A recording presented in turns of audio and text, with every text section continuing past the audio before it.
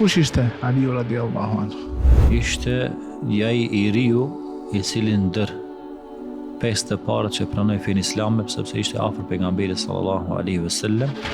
E atëherë i thot pejgamberit sallallahu alaihi wasallam, a nuk do dëshiroj që ti të jesh në pozitën me mua sikur se Musa me Harunin, përveç se s'ka pejgamber mas meje. Me tregu se, shiko, pejgamber që të pagabushëm, pejgamber të marrin shpallje, pejgamber të janë njerëz të zgjedhur nga Allahu. Ai nuk i takon te Ali tradin që, çështja e Muhamedit, çështja e profecisë nuk është çështje që e përcakton vetë njeriu apo xhamati. Është shpallje për Allahu dhe xhelal, është me anë të Xhibrilit alayhis salam. Tu ka ndodhur një çështje ku kanë pyetën dikush, thot po pse me ke elit të presin as gjatë para derës Muhamedit alayhis salam. Pse nuk e thyn derën e Abu Xehlit, ta thynte derën ç'është momentin e parë, thuhet se një pjesë dërmuese e jemenazëve është bë musliman me ftesën apo me davetin e Aliut radhiyallahu anhu. Çdo herë, do thonë, ka qenë, si thamë, në Hajber, prej numrit të madh sahabe, një e ka kërku Muhamedi alayhis salam, e lipte emrin Ali.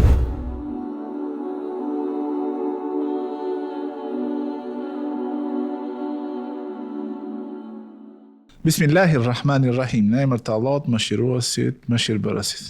Të nderuar vëllezër dhe motra, ju që e ndiqni podcastin ton në Mexhlis.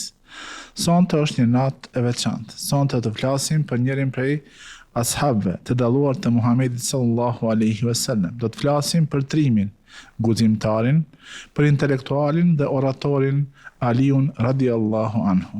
Për të biseduar për këtë personalitet, sonte mysafir e kemi hoxhën e nderuar Shpend Zeneli, të cilit i shprehim mirëseardhje. Shej Shpend, njëherë faleminderit që dal nga dal arritën deri tek fundi i këtij serialit lidhur me Khulefai Rashidin, me halifët e drejtë edhe shok të Muhamedit sallallahu alaihi wasallam dhe 4 prej të përgëzuarve me xhenet. Me të vërtet, duke menduar për këtë, do të thënë për këtë episod dhe për këtë emision, më kujtoa rasti kur Aliu radiallahu anhu ushtri në krevatin e pejgamberit sallallahu alaihi wasallam në atë ditë kur Muhamedi alayhis salam bëri hijret, dhe mendojshë se çfarë guximi, çfarë trimërie ka pas ky djalosh i cili ka qenë në moshën e re relativisht në atë kohë, kur ka qenë i gatshëm të ballafaqohet me njerëzit të cilët ishin turbuar para derës së Muhamedit sallallahu alaihi wasallam për t'i bërë atentat. Me të vërtet, bëhet fjalë për një personalitet i cili ka lënë gjurmë të pashlyeshme në historinë islame. Kush ishte Aliu radiallahu anhu? Aliu ose Ali ibn Abi Talib, njihet me këtë emër më shumë, ishte jai i riu i cili ndër 5 të parët që pranoi fen islame, sepse ishte afër pejgamberit sallallahu alaihi wasallam. Thuhet se mosha e tij në fillim ka qenë 10 vjeçar. Qysh fillet e hershme të rinisë, alon rinin e tij u bë musliman dhe e begatoi Allahu dhu xhelat të jetë një burr me morale, me tipare, me karakter shumë të vyshëm. Dhe kjo u dëshmu gjatë gjithë jetës së tij, po në veçanti me këtë rastin që u përmend, kur shtrihet në shtratin për ta zëvendësuar Muhamedit sallallahu alaihi wasallam, që nuk ishte shtrat i rahatshëm për të bërë gjumë, po që pritej likuidimi, sepse nuk dije se si do të ndodhin gjërat, si do të shkonin gjërat. Nëse konsiderojmë 10 vjet që ka qenë kur ka zbrit shpallja, do thonë të ishte diku 22-3 vjet. Ajo mosha kur ishte i gatshëm për ta sakrifikuar dhe veten. Botën bashkohore, ne që i kemi bërë do vjet, këto njerëzit në moshën 18, 20, 21, 22, i llogarisim akoma të papjekur, akoma që ka nevojë, ndërsa Aliu në këtë moshë ka qenë pikërisht i formuar plotësisht nga çdo aspekt, edhe nga aspekti i besimit, nga aspekti i edukatës, nga aspekti nga dishmërisë për sakrificë. Vendim shumë i madh për jetën e tij, por që është një vendim i tij pa hezitim fare, thjesht një përgjigje e shpejtë ndaj pejgamberit sallallahu alaihi wasallam, i gatshëm për të shërbyer aty, edhe nëse ajo do t'i kushtonte me jetë. sepse nuk do të dihej sa do të shpëtonte ajo. Thjesht ai ishte rrezik, sikur që ishte rreziku edhe Ebu Bekrit radhiyallahu anhu që udhëtuan bashkë me pejgamberin sallallahu alaihi wasallam. Shihet ajo sakrifica e madhe këtyre sahabëve të nderuar, me çfarë edhe arritën gradat e larta. Ky ishte Ali radhiyallahu anhu, një djalosh i mprehur në mendje shumë, i inteligjent i madh, që gjatë jetës kur ishte me pejgamberin sallallahu alaihi wasallam shihej se edhe vetë pejgamberi alayhis salam e çmonte shumë. Po jo rastisht edhe angazhonte, domethënë i jepte atij detyra.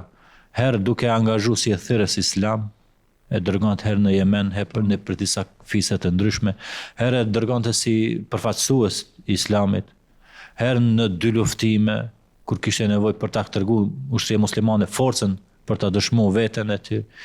Herë për me marrë ndonjë mendimin, herë për ta lënë zavendës në Medinë. Domethënë pejgamberi Allahut ka lënë zavendës të ndryshëm në Medinë kur ishte, gjatë udhëtimeve të larta. Dhe një prej udhëtimeve e lën vetë Aliun radhiyallahu anhu. Nëse Aliu nuk ishte i vjetër për ta lënë zavendës me, sikur që edhe thot vetë Aliu radhiyallahu anhu në hadithin, thot po mlem mu me gra dhe me fëmijë, se dënte të bashkoj me Muhamedit sallallahu alaihi wasallam për në luftë. Në ekspeditën ushtarake në betejë. E atëherë i thot pejgamberi sallallahu alaihi wasallam, a nuk do dëshiroj që ti të jesh në pozitën me mua sikur se Musa me Harunin, përveç se s'ka pejgamber mas meje. Do thonë pozitë e lartë, pozitë e dashurisë, pozitë e respektit dhe nderit, e ka çmuar dhe angazhimin e tij, e ka besuar, domethënë një qytet të tërë, një angazhim të tërë që kur ishte Muhamedi sallallahu alaihi wasallam, ai e krynte atë punë, ai krynte atë mision në Medinë, për kujdesin për gjithë atë shoqëri. Ata t'ja lash bar këtë mision dikujt tjetër përveç se i ke besu shumë, dhe është shumë i drejtë dhe shumë për aty që e kryen me përgjegjësi të madhe, domethënë detyrën e tyre. E ka arritur gradën e besnikërisë dhe devotshmërisë që e ka mundësu që ta merr atë pozitë. Pejgamberi sa nuk i emëronte në ato pozitë njerëzit që nuk e meritonin atë, por se fare pak ndoshta do të kishte menduar se nuk do t'ia del me pozitën. Thjesht ka qenë është kujdes për Medinën, për një qytet me banorët të cilëve Muhamedi sa nuk ka bërë marrëveshje që ata ta mbrojnë, por edhe ai nuk do të bënë asgjë që do t'i rrezikonte gratë dhe fëmijët brenda Medinës. Subhanallahu, kjo është me vërtet një përgjegjësi shumë e madhe. E këtë përgjegjësi i dërguari Allahut Muhamedi sallallahu alaihi wasallam i jep Aliut. Ja besoi Aliun këtë rast, sikur që ka qenë rastet e Uthmanit, ka besuar një Uthmanit, pastaj disa tjerë me rënd, kështu. Ti përmendë se Muhamedi ka thënë se pozita e Aliut afër pejgamberit është sikur pozita e Harunit afër Musait alayhi salam. Por pas ti nuk ka pejgamber. Pas Muhamedit sallallahu alaihi wasallam, thonë është vula e pejgamberisë. Ne nga kjo, çfarë mundemi të nënkuptojmë? A mundemi të nënkuptojmë se kjo është një pozitë pakës më e lartë se sa pozita e ashabëve të tjerë, apo është një pozitë e veçantë të cilën ne si pasuesit e Muhamedit sallallahu alaihi wasallam, si pjesëtar të ehli sunetit, e kemi vendosur Aliun në atë pozitë, sepse sot dëgjojmë shumë nga disa që thirrën në islam se kinse ne me besimin tonë i kemi bërë padrejtësi Aliut radhiyallahu anhu dhe kemi vendosur në një pozitë më të ulët se sa pozita në të cilën ka vendosur Muhamedi sallallahu alaihi wasallam. Ai që kuptohet prej hadithit, nëse e lexojmë rresh për rreshti, e shohim se më shumë ishte një qetësi që dëshironte Muhamedi sallallahu alaihi wasallam t'ia përcillte Aliut për shkak mosdaljes së tij në luftë, me treguar se ti prap e keni vlerë dhe keni pozitë dhe keni angazhim, është një shpërblim që mund ta marrësh edhe nëse nuk është çështje e nënçmimit, se ndoshta do të kuptoj se po e përbuz dhe po nënçmon fuqinë dhe forcën edhe kapacitetet, aftësitë e tij, jo talentin e tij për luftë, sidomos Aliu rëndon që është si luftarak i madh, domethënë strateg i madh i luftës. Donte këtë mesazh t'ia përcillte.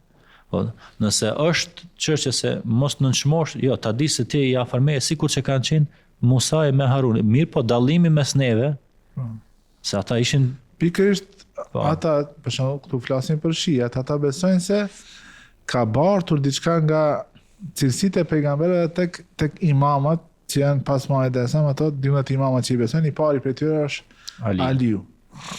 Këtu Muhamedi sallallahu shumë qartë e ceksa, pas me nuk ka pejgamber, do të thonë pas Tirmidhiut, po të thotë kjo se nuk ka la nebi e ba'di. Nuk ka profet pejgamber mas. Që do të thotë se ato që ju i pritni, që i pas disa cilësi të pejgamberve, sepse sipas besimit të tyre, imami është një pozitë që është mbi pozitën e pejgamberit dhe është më poshtë se pozita e melekëve. Që ashtu e besojnë ata. Do të thonë pozita e imamit sipas tyre është më lart se sa pozita e pejgamberit, që është një çmenduri e llojit të vet, apo një absurd, por duhet të cekim se ne Aliun radiallahu anhu vendosim në pozitën që ka vendosur pejgamberi sa, duke e pas parasysh edhe pjesën e fundit të hadithit ku thotë s'ka pejgamber pas me. Do të thonë, nëse mendoni se unë i kam disa cilësi apo disa atribute që i kanë vetëm pejgamberët, do të dijeni se ato janë, do të thonë, pretendime të kota që nuk kanë bazë. Sepse kjo çka erdhi në hadith, për shembull për çështjen e zëvendësimit të Muhamedit në Medinë, nuk ka ndodhur vetëm me Aliun, po të kishte ndodhur për 10 herë vetëm me Aliun, e nuk ka zëvendësuar kur kush tjetër Muhamedit, po ato Ebu Uthmani e tjerë që zëvendësuan. Ebu Bekrin e vendosi që të tregoj që ta zëvendëson në namaz. Në namaz. Nuk do të ishte më primare që ata s'parit ta kenë këtë privilegj. Jo. Përkundër, edhe kjo potencimi i Muhamedit alayhis salam. Kjo ka qenë një lloj ngushëllimi, si e thave ti. Pak për ta qetësuar, pak rahatuar shqetësimin e Aliut se po mbeson me fëmijë dhe me gra, nëse një burr i madh si ai, një luftar i madh, nuk e toleronte veten që të qëndrojë aty, por e pranoi misionin. Nuk është s'ka pejgamber më mas meje. Me tregu se, shiko, pejgamberët janë të pagabushëm, pejgamberët marrin shpallje, pejgamberët janë njerëz të zgjedhur nga Allahu. Ai nuk i takonte Aliut radhën që pritet që gjithë sahabët tjerë pejgamberët janë imama, sikur se përmend Allahu në Kur'an, dhe nga tyre, prej tyre pejgamberëve zgjodhën apo vendosën që ata janë imam prijes, lema saberu, kur ishin durimtarë, kanë bi ayatina yuqinun, dhe ishin të bindur në ajet, do të thonë. Pozita e imamit është pozita e pejgamberëve, se pejgamberët kanë qenë imama që i kanë udhëhequr, që i kanë pri popujve të tyre. Pozita e imamit që është, si me thonë, trashëgimtar i Muhamedit si khalife, ajo është pozitë që është shumë, do të thonë, më poshtë se sa pozita e imamit tek pejgamberët. Do të thonë, pejgamberi në të njëjtën kohë është imam, por ky imam nuk është i ngjajshëm me imametin apo me pozitën e imamit që është pas vdekjes së Muhamedit sa. Sepse ata njerëz që kanë mundësi me gabu, kanë mundësi me aqellu dhe kështu me radhë. Prandaj është shumë mirë që sqarohet se pozita e tij ka qenë pozitë të cilën si ehli sunnet e besojmë, e respektojmë, e renditemi sikur i 4 halifëve të drejtë edhe e ka shumë hadithe që flasin për vlerën e Aliut. Pa mos i harru edhe sahabët të tjerë. Për shembull pejgamberi alayhis salam ka treguar shpesh dashurinë e tij që e ka ndaj Aliut. Jo rastisht, ai ishte edhe dhëndri i tij. E kishte Fatimën për bashkëshorte. Dashuria e madhe e Muhamedit alayhis salam për Fatimën bëri që ta donte edhe Aliun radiallahu anhu. Edhe tek ajeti kuranor ku thot Allahu dhul jalal qul nad'u abna'ana wa abna'akum wa nisa'akum wa anfusana wa anfusakum. Kur zbret kjo ajet e mallkimit të ndërsjellë. Pejgamberi sa i ka thirr Aliun, Fatimën, Husajnin, Hasanin, në këto janë familja ime, ka thënë. Ata kanë konsideruar pjesë të familjes. Ka thënë shpesh herë ka thënë për shembull hadithin që thotë çka e lëndon Aliun, më lëndon edhe mua. Ose çka e lëndon Fatimën, më lëndon edhe mua. Për Fatimën gjithashtu.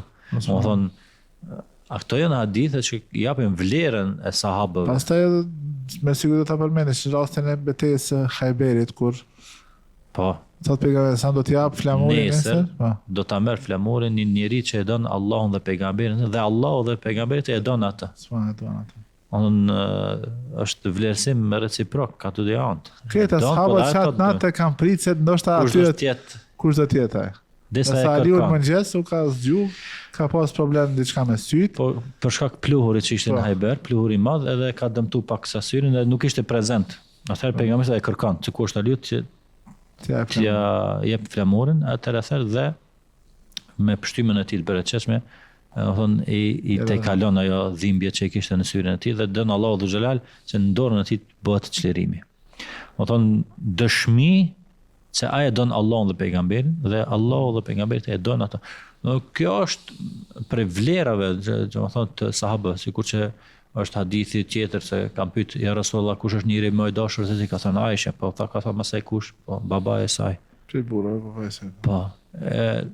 Derisa nuk ka vazhdu shumë ai sahabiu për ta pyetur se nuk do të ditë se cilë do të jesh i fund. Tash mund me thonë po mirë, Aisha radhiyallahu anha, Abu Bekri mund të jetë një prej imamëve para Aliut jo. Domethënë çështja e imamëtit, çështja e profecisë nuk është çështje që e përcakton vetëm njeriu apo xhamati. Është shpallje për Allahu dhe xhelal, është me anë të Xhibrilit alayhis salam. Ka zbrit Xhibrili Muhamedit është për pejgamber. Tjerëve nuk është zbret, dhe ditë i kametit. Kretë ato që vinë mas atjet që pretendojnë se janë pejgamberë në gënjeshtar. E pejgamberi se ka para lajmëruar se do të pas vdekjes së tij do të paraqitet 30 gënjeshtar që do të pretendojnë se janë pejgamber. Dhe sa kretë ato janë gënjeshtar, do të thonë kretë i ka shpall pejgamberin sa si gënjeshtar para se të përfundon shpallja, para se edhe vetë Aliu radhiyallahu anhu do ta përmendin te çështja e xhilafetit, është ballafaqur me një problematikë të tillë, me një krizë të tillë, me një fitnë të tillë. Dhe ai nuk e ka pranuar një epitet të tillë për veten e tij, se i ka luftuar ata.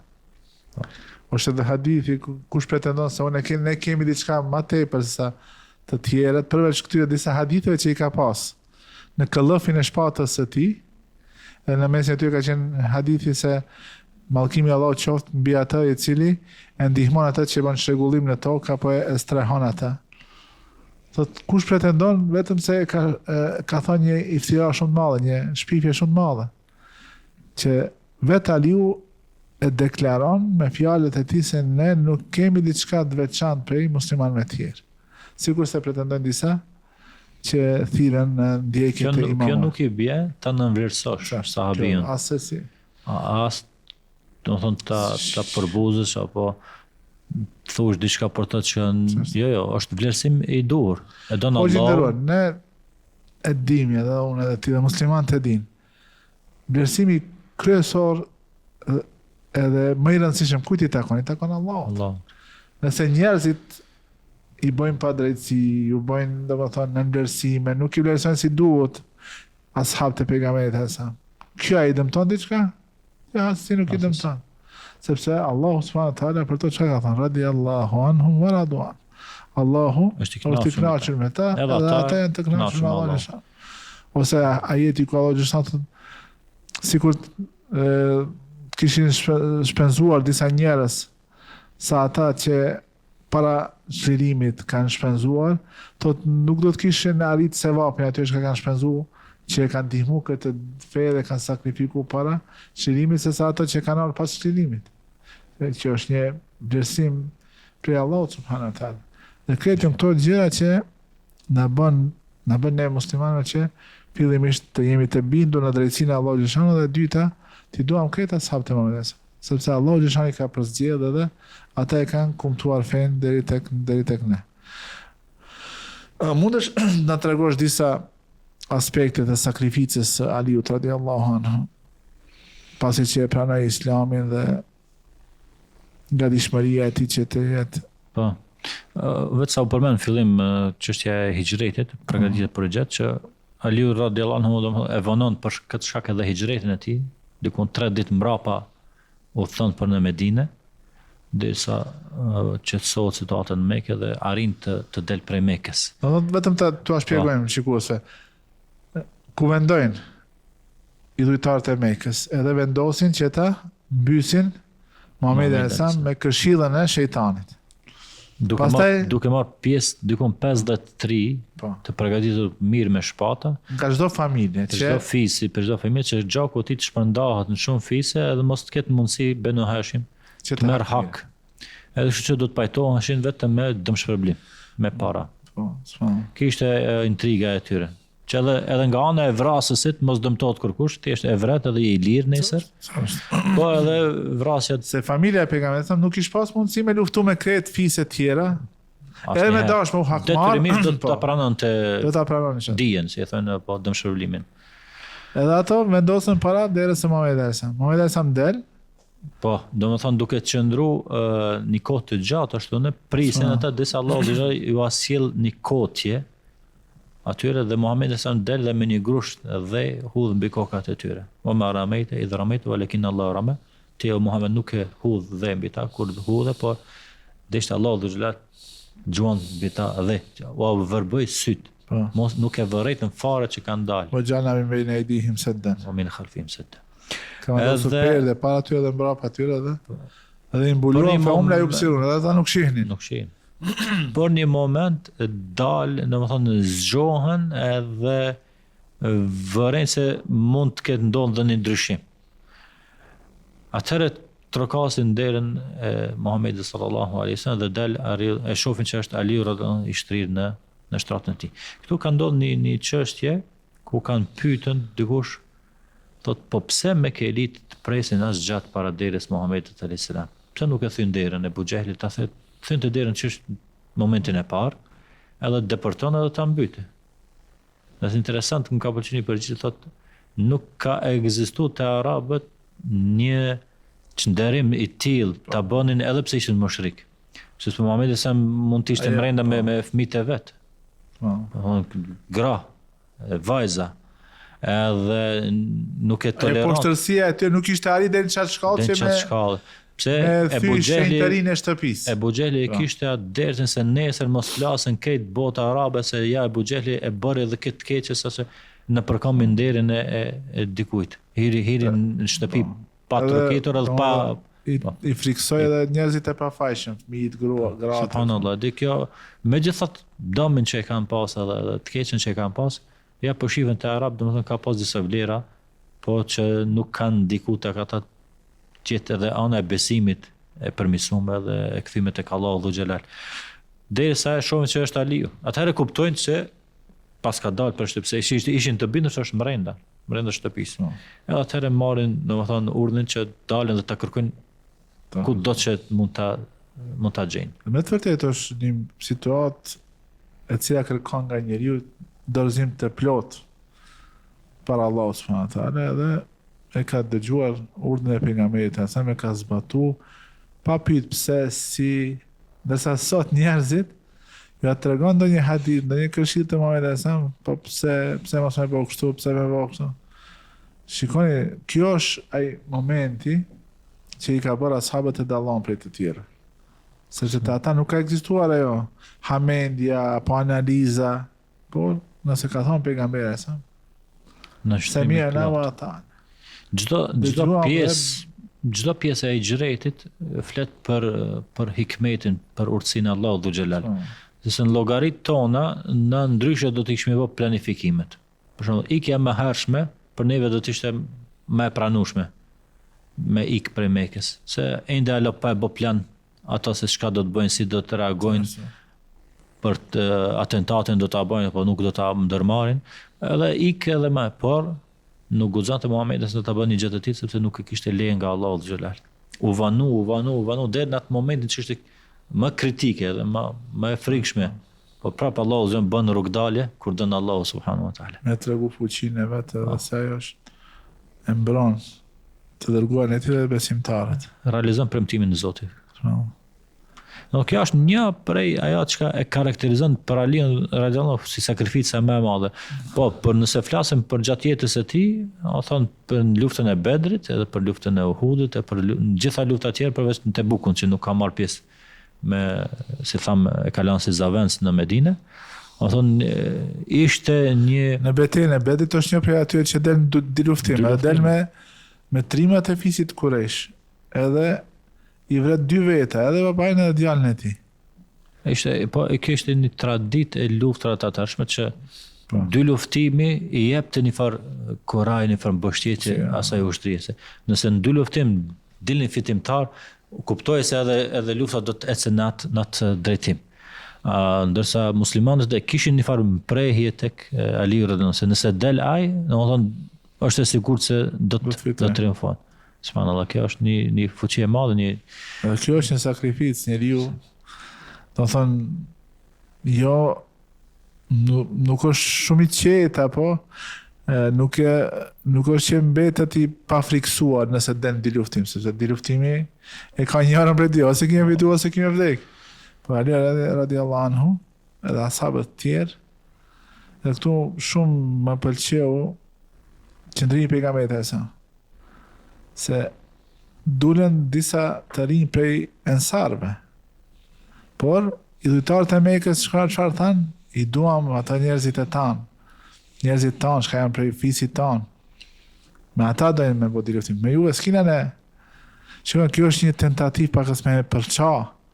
Me vërtet. Edhe pejgamberi sa e pranoi edhe e nxori Aliun, e nxori atë Hamzën radiallahu anhu, edhe tjetën që ishte pashtu nga familja e pejgamberit sallallahu alaihi wasallam. Dhe të tërët ishin nga familja e Muhamedit dhe luftuan atë di luftim. E kjo është me të vërtet një sakrificë që përmendet për Aliun radiallahu anhu arda. Duhet të kthejmë pakës tek betejë e Hajberit. Muhamedi ati thot për Aliut radiallahu anhu se nëse Allahu don ty sebeb që dikush ta pranon Islamin është më e mirë për ty. Kjo është edhe një se ti kesh 100 deve të kuqe.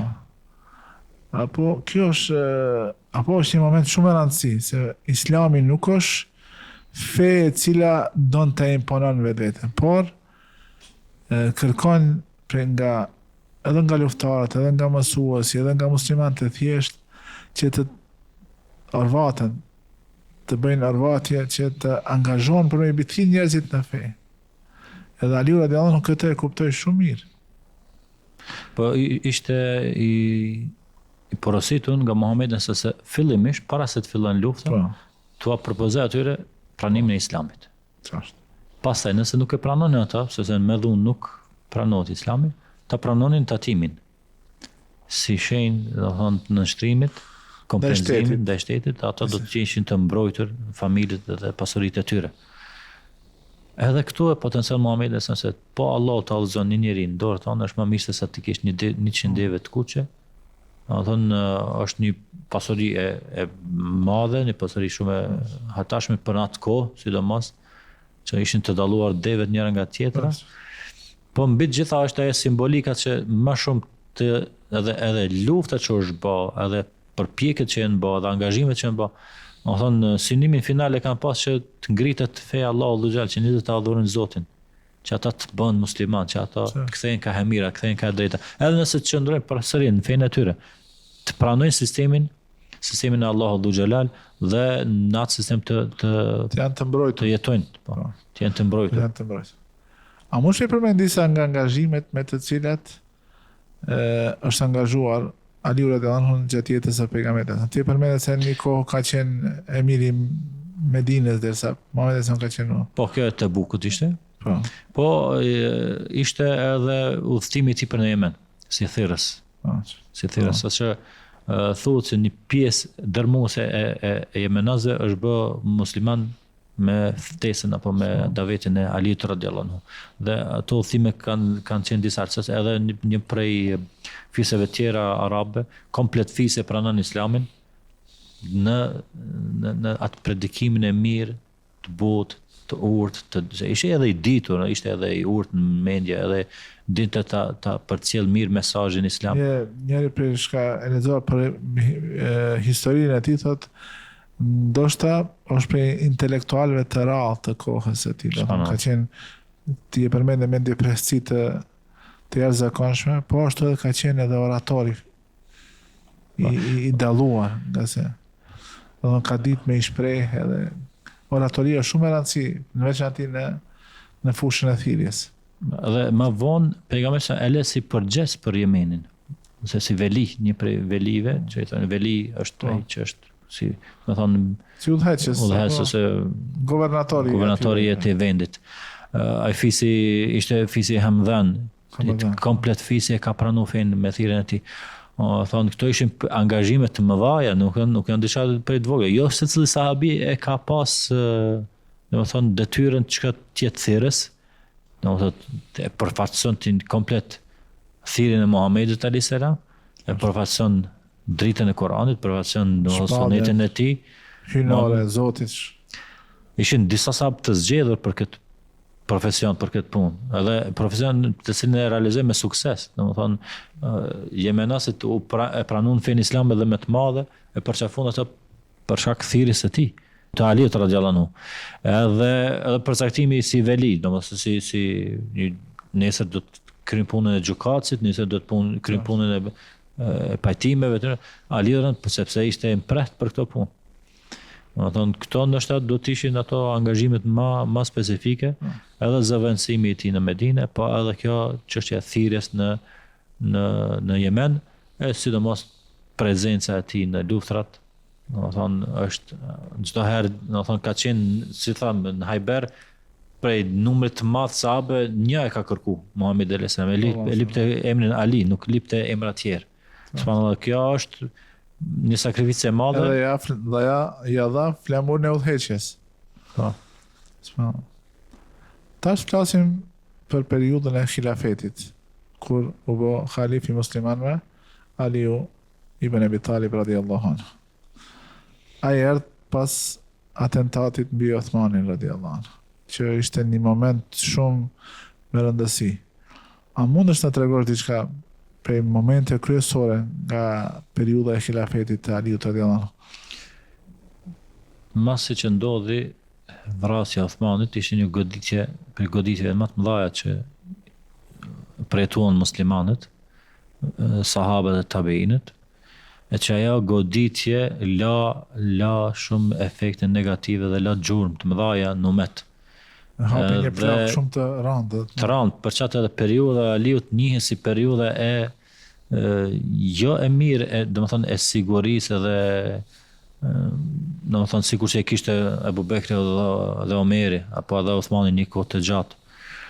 Po ishte periudha e shumë mos pajtimeve, e shumë tendencave prej jashtë për ta prish situatën, e shumë paragjykimeve, saqë erdhën edhe u bën shumë lloj fitnesh. Domethënë një periudhë 5 vjeçare Aliu radhiyallahu anhu ishte si halife. Gjithë ajo kohë i shkoi duke u marrë me rregullu çështjen mas pari stabilizu shtetin në kohën e fitnë. Po këtë fitnë ishte e bazuar tek Uthmani radhiyallahu anhu. Saqë Aliu në momentin që u bë halife, deshti që çështjen e Uthmanit ta le, domethënë me shkas më vonë gjykimin e atij rasti dhe marrin në konsideratë dhe ekzekutimin apo sanksionimin e atyre personave, por që disa prej sahabëve nuk u pajtuan me këtë vendim. Sepse mendonin që duhet ajo çështje të përfundohej më herët. Prej ku pastaj shfrytzuan, domethënë armiqt shfrytzuan ata dashakeqët që këtë situatë ta bëjnë situatë ndarëse dhe përçarëse mesin e muslimanëve. Për shkak edhe ndodhen pastaj sikur që ishte betejë e Xhemel, betejë e Sifinit, mes dy palëve të besimtarëve. Ajo pala e Aliut radhiyallahu që ishin përkrahësit e tij dhe Muavijës që nuk pajtohej që vendimi i Aliut të vanohej për Uthmanin. Po ajo e ndëshku ata që e kanë ti ndëshkonte ta merrin dënimin e merituar, sepse e vran Uthmanin, domethënë në mënyrë mizore. Shumë më mizore që mund të ekzistojnë ajo. Edhe kjo ishte mos pajtimi ishte gjë normale.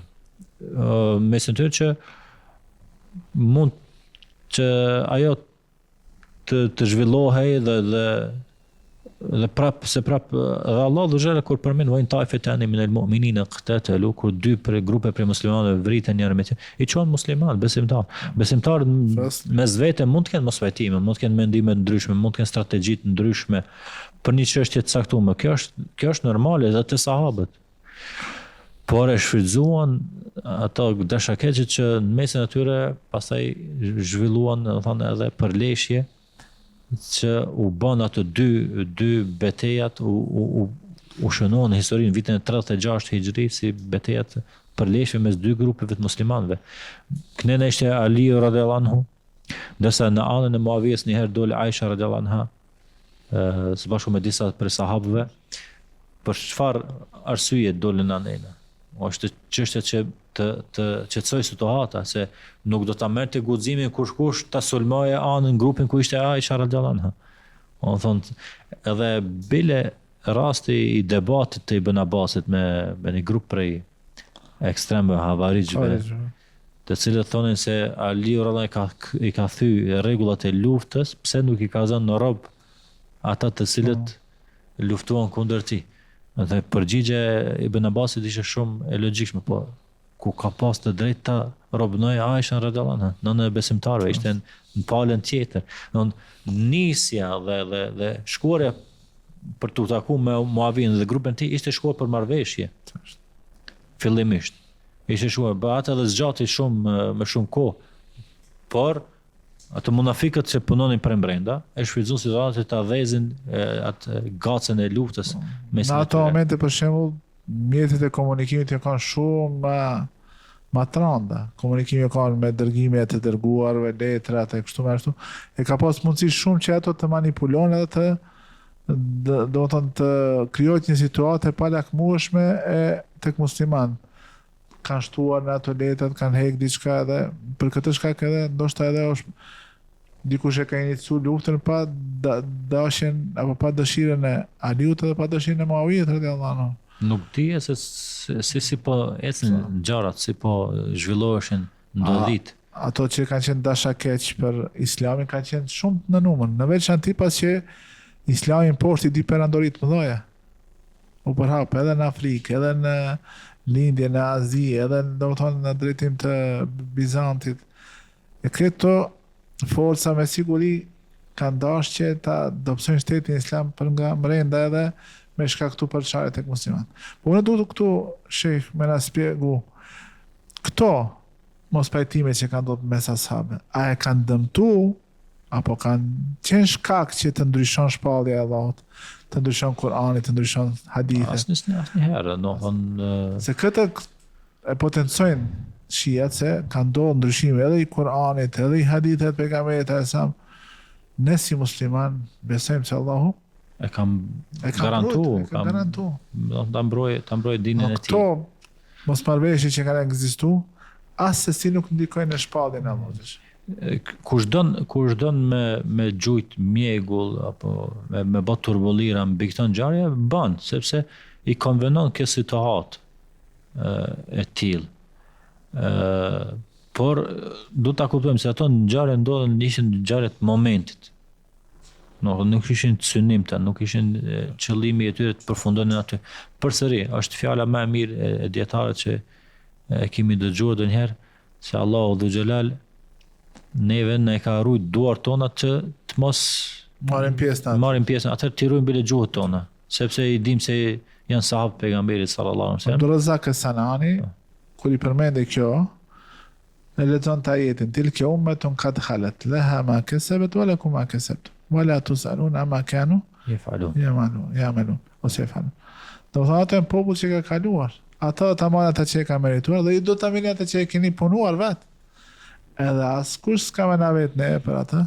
Po grindjet edhe zënkat, kacafytjet. Këto momente shumë i shfrytëzojnë disa njerëz që dojnë me kriju dyshime tek njerëzit lidhur me ashabët e Muhamedit sallallahu alaihi wasallam. Shikoni si kanë luftu për pushtet e kështu me radhë, dhe sa ne si besimtar e dim se në shpallje, në Kur'an, në hadith e pejgamberit këto ndodhi s'kan pas asnjë lloj ndikimi. Allah e ka ruajtur Kur'anin dhe ka ruajtur Sunetin si shpallje prej tij, edhe ne plotësisht të bindur se Allahu xhaleshanu. Edhe Muavije ishte i përcaktuar nga Uthmani tjetë përgjes i Irakut, i Shamit. Do thënë ishte njëri që gëzonte pozitë, po kishte drejt të jep mendimin e tij për një çështje të madhore të umetit. Dhe thjesht ishte çështje që për atë edhe të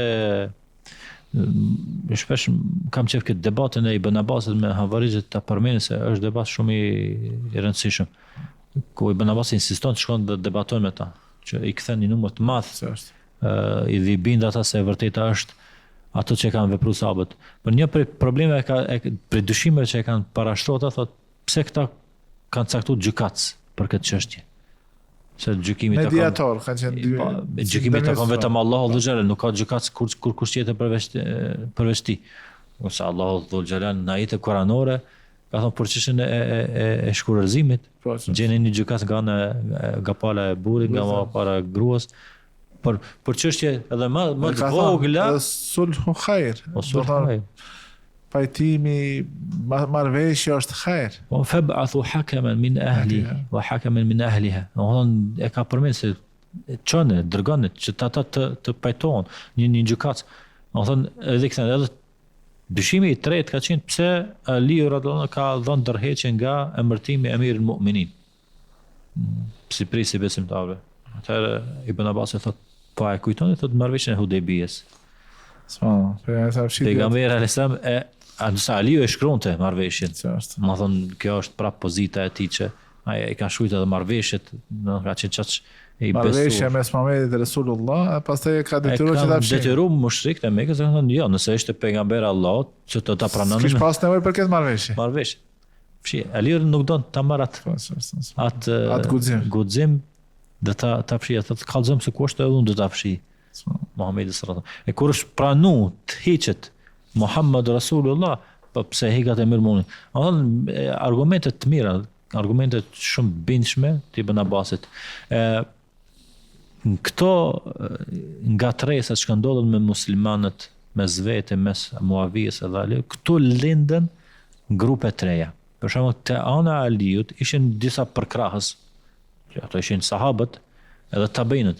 Po pastaj lindën do ashtu të quajtur përkrahës të tij që e tepron në vlerësim apo në ngritjen e Aliut radhiyallahu anhu, që një herë i thanë se ai është i pari i gjithë sahabëve dhe është bë zullum atina për shkak se është vënu khilafeti, është dashur më kanë çdo herë ai i pari, duke e shfrytzuar këtë si pretekst, pastaj derisa ai personi Abdullah ibn Saba ai ka qenë personi i cili e shfrytëzoi, domethënë këtë situatë për t'i dhënë edhe më shumë forcë idesë së tij për ta prish safin e muslimanëve, pretendonte për Aliun radhiyallahu diçka që është hynore, që është e Zotit të Madhërisëm, diçka që vetëm Allahu e bën me veprat e tij, nuk është ingerencë, as nuk është mundësi. Që takon vetëm Allahut. Mundësi e njerëzve asësi. As Muhamedit alayhis salam e ku mo Aliut radhiyallahu, e atëherë më atë paraqiten grupi tjetër, grupi i shijave.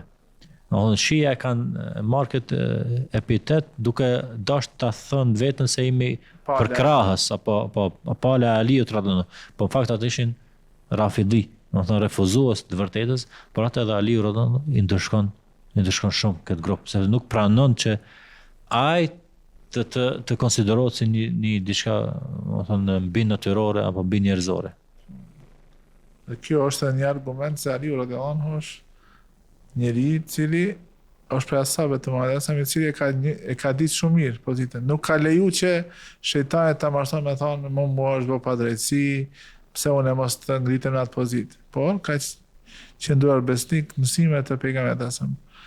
Edhe pozitën që e ka vendosur pejgamberi, edhe është munduar që t'i pajton di musliman. Këtë ndoshta nuk ka pas sukses, por djali i tij Hasani është ai i cili në vitin Amul Jamaa, viti i bashkimit kur bashkohen musliman, po është hadithi Muhamedit alayhis salam. Ibn Hada do të bashkon dy grupe të mëdha muslimanëve. Djali i Aliut Hasani ose nipi i pejgamberit sallallahu alaihi wasallam. Për luftimin e Khawarijve, sot ne kemi njerëz që kanë ideja të tilla të pakos ekstreme edhe i shpallin për jo besimtar musliman. Edhe Aliu radhiyallahu anhu i ka thirr, e ka dërguar Ibn Abbasin që të debaton me to, po ka qenë edhe i gatshëm që ti lufton. Po ka qenë edhe një prej luftave të mëdha. Po. A mos më atë pak për këtë duket se njerëzit sot sikur nuk e kanë qartë këtë moment se ata që i bëjnë atentat që e vrasin janë prej Khawarijve. Bartësit e asaj ideje, do të thonë çish në fillat e hershme kanë qenë, do të thonë, të përjashtuar nga ana e sahabëve. Do të thonë sahabët nuk i kanë pranuar një gjë të tillë. Edhe shohim te debati Ibn Abbasit, pikat në të cilat ata janë përqendruar. Edhe sa ka qenë sekt kuptimi i tyre. Shumë. Gjykimi i takon vetëm Allahut. Ky dyshim hidhet edhe sot, duke pretenduar këtë ajet apo këtë, do të thonë, motot, këtë rregull fetar që të mbulohen shumë dispozita fetare ku te kalon shumë rregulla që ulemat i kanë shpjeguar, tek ata nuk ka detajizim të çështjeve. Do thotë thjesht ata e marrin se hukmi takon vetëm Allahut dhe çdo sen tjetër është tagut dhe kufër.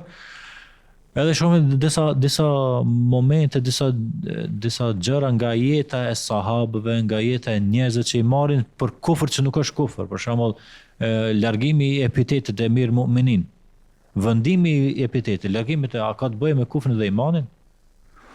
Thjesht edhe sot duket se ato i kanë thënë, nëse nuk je Emir Mu'minin, atë je Emirul Mushrikin. Edhe nëse nuk je emiri, besimtari apo udhëheqësi besim drejtve, atëherë je udhëheqësi aty që janë idhujtar. Shikon çfarë logjik, çfarë sa e sekt. Ndërsa Ibn Abbas ju shpjegon se vetë pejgamberi sa është e ka tërheq nga marrëveshja emrin Rasulullah, që ja ka dhënë Allahu Muhammedun Rasul. Allah në Kur'an e ka thënë këtë. Do thonë edhe shumë se edhe vetë Muhamedi alayhis salam në hadithet e tij e potencon se këta nëse arrin këtë nivel, domethënë të këtij mendimit, kësaj bindje, kësaj pikpamje, thjesht domethënë është në moment kur ata e lexojnë Kur'anin për nuk depërton fytyn, nuk mrin në zemrat e tyre, nuk mrin kuptimi i tyre. Thjesht ajetet vetët në mes tullës këtu.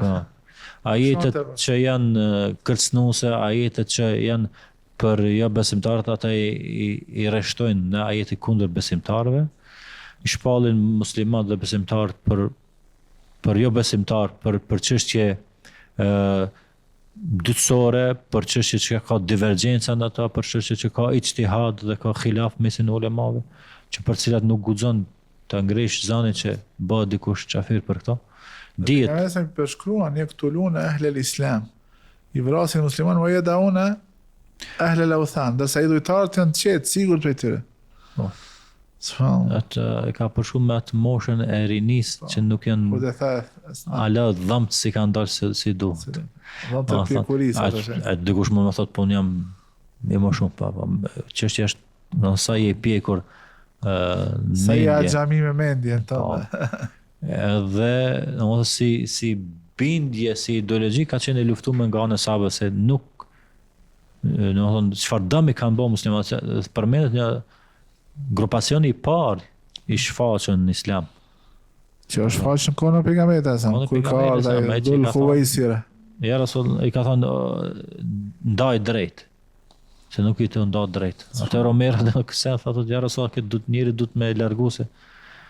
Don fillet e atina, për këti do dalin njerëz të cilët prendë në rënje. Po.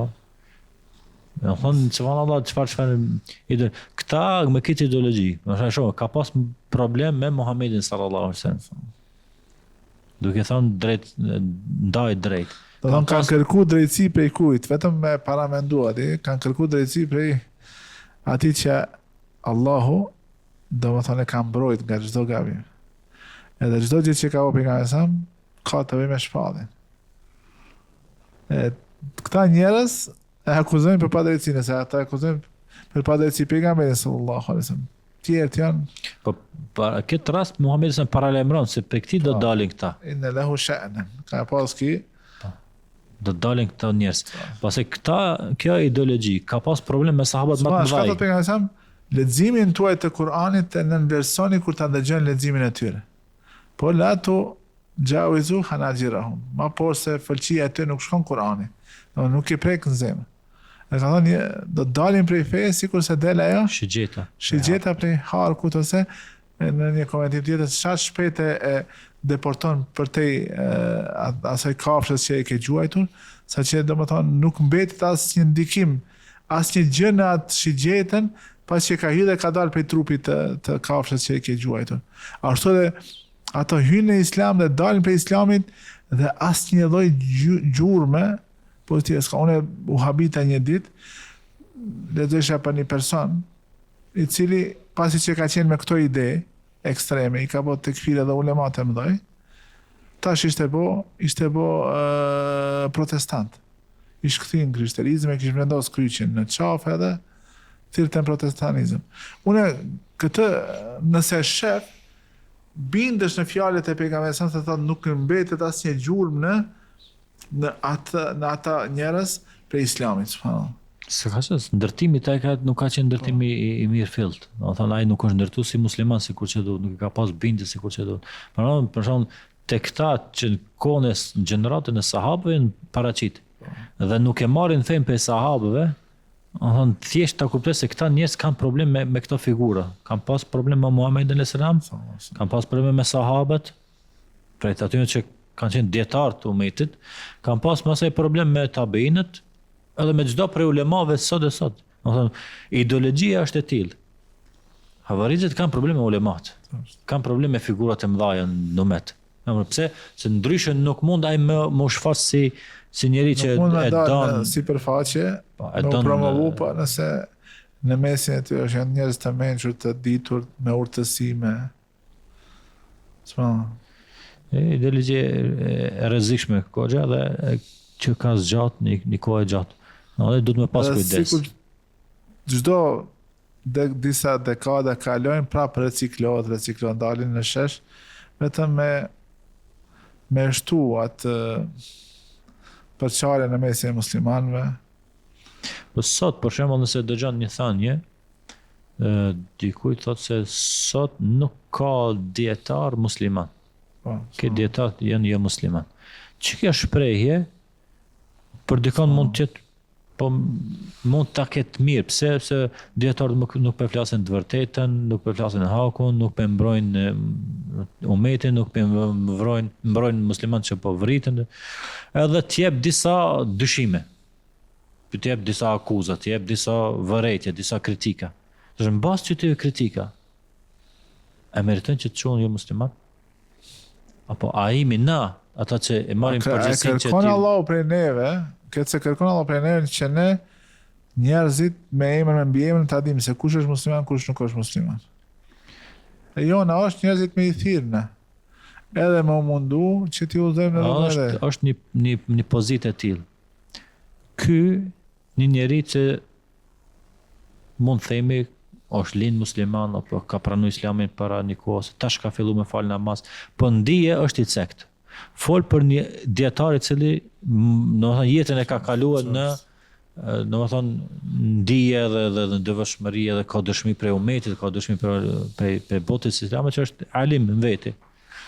Prej të atyve të hershme dhe të më vëshme, si pe Ibn Mazin, Utheminin, Sheh Albanin dhe tjerë, dhe të që janë tash gjallë, Fauzani dhe të tjerët. Edhe ky tash, një kërkushi, thotë se filani nuk është musliman, o thonë është një kalim të gradës që se ki atë, ta marrë shgudzim të flash për një alim. Është shumë shgudzim i madh. E para, e dyta, mund me thonë, po mirë, kjo alimi nuk e ka kuptuar ende çështjen e kufrit, arsyetimit me ignorancë, dhe nuk i ka kuptuar çështjen e gjykimit me ligjet e Allahut, ky nuk e ka kuptuar, kurse ky që është një fillestar në fe, i ka kuptuar këtë gjë. Pse?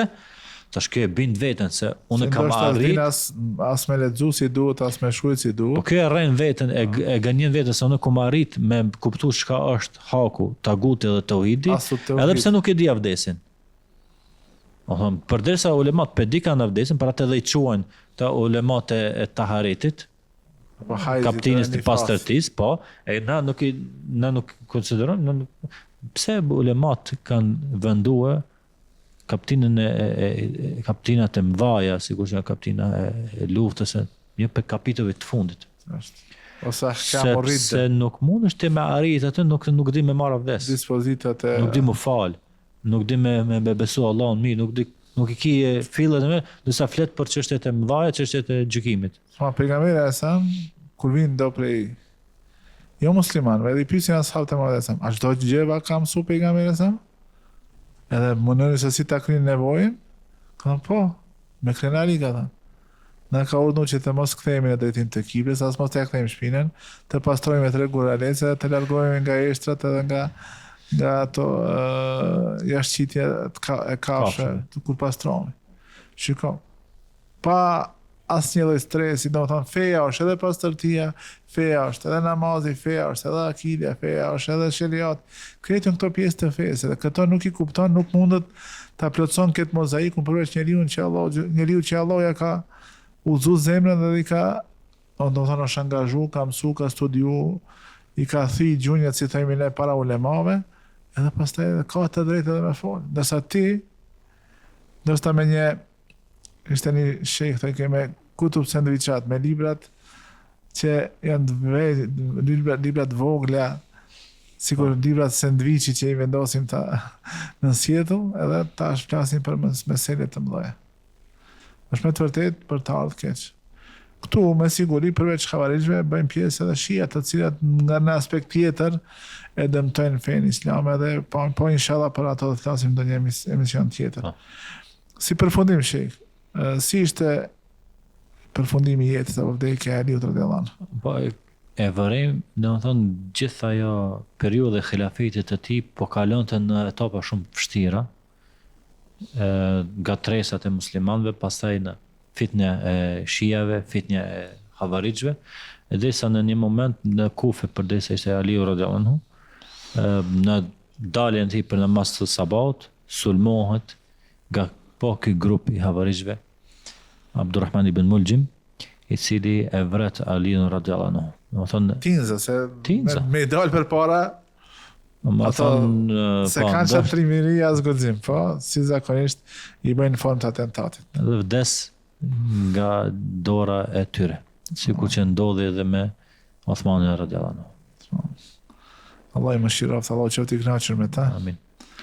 Allah na bëft të mundshme që nga jeta e pejgamberit, nga jeta e ashabëve të marrim atë që është e mirë për neve në këtë botë dhe në botën tjetër, dhe të na largon nga dyshimet e shejtanit, i cili mundohet në çdo mënyrë me na largu nga këto njerëz të cilët i ka përzgjedhur Allah.